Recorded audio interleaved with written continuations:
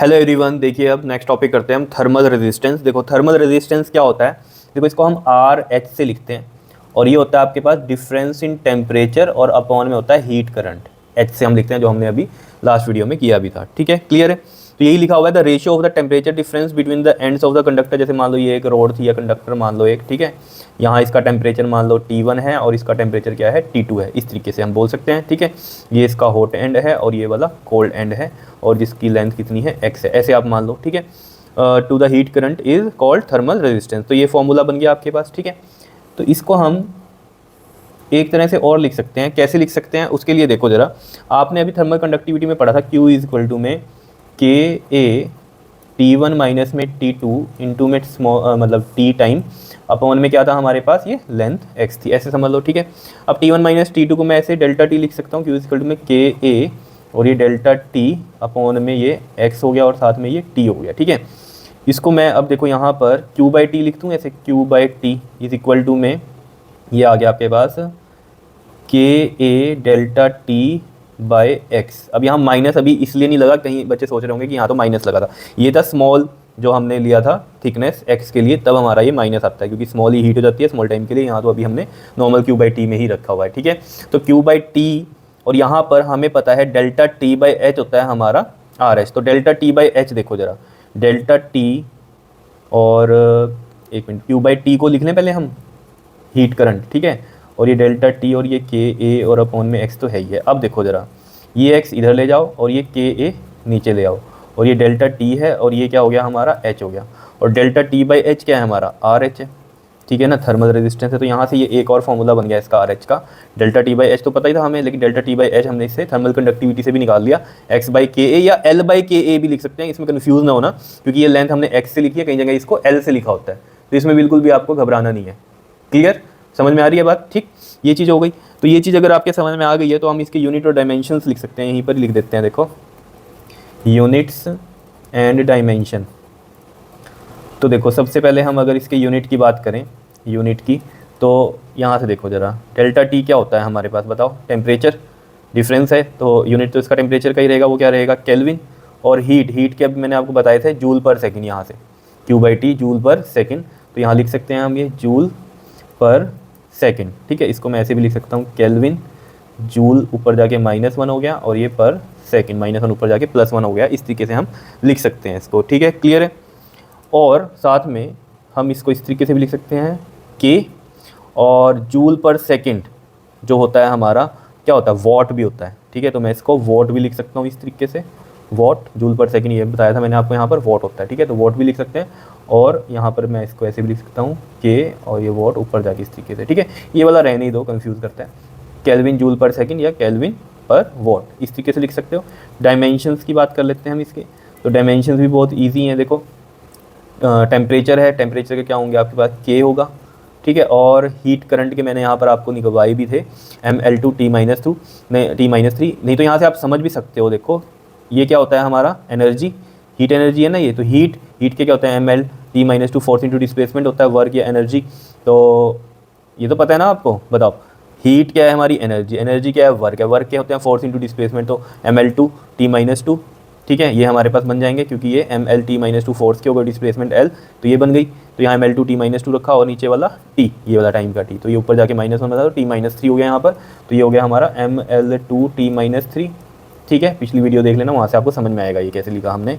तो सिंपल है। अब देखो इसको मैं ऐसे लिख सकता हूँ, M-1 हो गया, L ऊपर जाके -2 हो गया, T नीचे -3 है तो ऊपर जाके +3 और ऊपर तो K है ही। तो ये हो गए इसके डायमेंशंस, किसके हैं ये, थर्मल रेजिस्टेंस के डायमेंशंस हैं। क्लियर है, इतनी बात बताओ, ईजी है, समझ में आया। अब देखो इसको ना हम रिलेट कर सकते हैं इलेक्ट्रिसिटी वाले चैप्टर से। जैसे देखो ये हीट की हो गई कहानी और इलेक्ट्रिसिटी वाले से आप कैसे इसको कंपेयर कर सकते हो। देखो बहुत ही ईजी है। कैसे है ईजी, देखो जैसे हम कहें कि जो हीट में हीट करंट है उसको हम किस तरीके से लिखते हैं, हीट करंट को H से लिखते हैं और इलेक्ट्रिसिटी में करंट को कैसे लिखते हैं हम, I से लिखते हैं, ठीक है। अब हीट फ्लो क्यों होती है, टेम्परेचर डिफरेंस की वजह से, ठीक है ना। अगर हम इसमें देखें तो ये टेम्परेचर डिफरेंस की वजह से होती है, डेल्टा T टेम्परेचर डिफरेंस की वजह से होती है। और यहाँ करंट फ्लो क्यों होता है, पोटेंशियल डिफरेंस की वजह से होता है। पढ़ा है आपने 10th में भी, है ना। करंट कैसे फ्लो करता है, हाइयर टू लोअर पोटेंशियल। तो ऑब्वियसली बात है, ये चीज़ क्लियर है आपको, ठीक, समझ में आ रही है ना बात, ठीक है। अब यहाँ पर आपको पता है कि जो इलेक्ट्रिसिटी में जो हमारा जो फॉर्मूला होता है, अगर हम देखें किस चीज़ का, करंट का, तो वो क्या होता है, डेल्टा वी बाय आर होता है। ठीक है, रेजिस्टेंस आ गया यहाँ पर, ये रेजिस्टेंस क्या होता है, जो करंट को रोकता है ना, ऑब्स्टेकल का काम करता है, तो वो क्या है, रेजिस्टेंस होता है।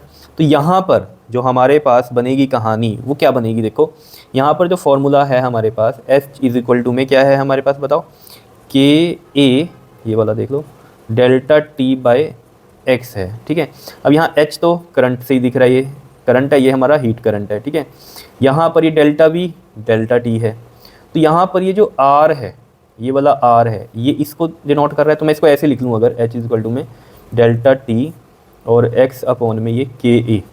तो यहाँ से अगर हम रिलेट करें, ये जो आर है ये इसके इक्वल आ रहा है या नहीं आ रहा है, बताओ। ठीक है, तो यानी कि मैं यहाँ से लिख सकता हूँ एच इज इक्वल टू में डेल्टा टी और ये एक्स बाई के ए क्या हो जाएगा, हमारा थर्मल रेजिस्टेंस हो जाएगा, अगर हम इससे कंपैरिजन कर रहे हैं यहाँ पर। तो यहाँ लिख सकते हैं हम आर एच क्या हो गया हमारा, एक्स बाई में के ए, और यहाँ से भी हमने ये निकाला, देखो R H x by K A. Clear है मतलब, लेकिन हमने यहाँ से रिलेट कर दिया इसको इलेक्ट्रिक वाले कंसेप्ट से। ठीक है, तो यहाँ से देखो, अब यहाँ से हम फॉर्मूला अगर आर एच का एक और बना दे तो ये भी बन ही जाएगा, R H is equal to में डेल्टा टी बाई एच। तो ये भी कहानी आपके समझ में आ रही है, दो फॉर्मूले यही थे हमारे, यहाँ से निकल ही रहे थे। लेकिन अगर यहाँ से हम रिलेट करें इस आर को इस फॉर्मूले से, तो हमारा एक्स बाई के ए क्या है, थर्मल रेजिस्टेंस है, इसके अकॉर्डिंग। समझ रहे हो ना, यहाँ पर डेल्टा वी बाई आर है, यहाँ पर भी एक करंट ही है, तो डेल्टा टी को हमने डेल्टा वी से कंपेयर किया, तो ये वाला आर इसके इक्वल होगा या नहीं, समझ में आ रही है बात। और इसको हम अगर रिलेट कर लें किस तरीके से, आर इज इक्वल टू क्या होता है हमारा, रो एल बाई ए होता है। ठीक है, और आर एच क्या आया है हमारा, एक्स अपॉन में के ए, और ये एक्स भी क्या है, लेंथ ही है, तो मैं इसको एल ही लिख लूँ, अगर कोई दिक्कत नहीं है, ये एक्स भी क्या है यहाँ लेंथ ही है। तो यहाँ देखो ये एल बाई ए, ये भी एल बाई ए है।